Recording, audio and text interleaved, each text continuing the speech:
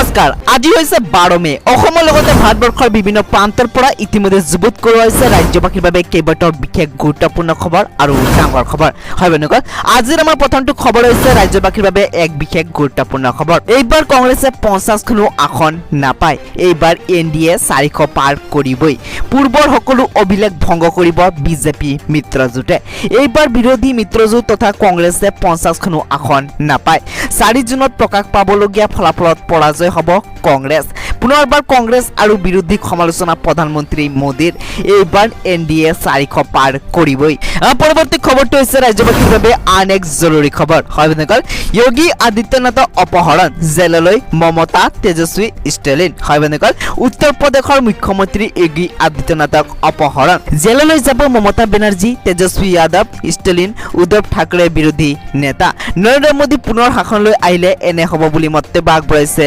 অৰবিন্দ কেজৰিৱালে মোদী চৰকাৰৰ বিৰুদ্ধে এই দলে পুনৰ সৰব অৰবিন্দ কেজৰিৱাল নৰেন্দ্ৰ মোদী চৰকাৰ গঠন কৰাৰ 2 মাহৰ ভিতৰতে এনে হ'ব বুলি মন্তব্য আগবঢ়াইছে অৰবিন্দ কেজৰিৱালে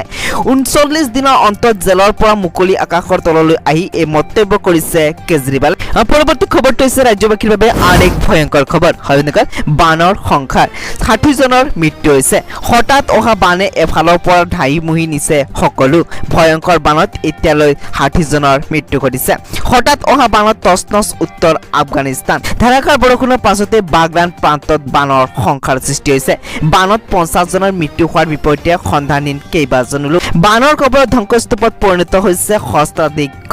পৰৱৰ্তী খবৰটো হৈছে ৰাজ্যবাসীৰ বাবে এক বিশেষ গুৰুত্বপূৰ্ণ খবৰ হয় বন্ধুসকল জ্ঞানব্যাপী মছজিদত মন্দিৰ নিৰ্মাণ কৰিব এইবাৰ বিজেপিয়ে জ্ঞানব্যাপী মছজিদত মন্দিৰ নিৰ্মাণ কৰিব বিজেপিয়ে বিহাৰত নিৰ্বাচনী প্ৰচাৰ চলাই মুখ্যমন্ত্ৰী হিমন্ত বিশ্ব শৰ্মাৰ ডাঙৰ ঘোষণা ৰাম মন্দিৰৰ দৰে জ্ঞানব্যাপী মছজিদৰ স্থানত কাশী বিশ্বনাথ মন্দিৰ নিৰ্মাণ কৰিব বিজেপিয়ে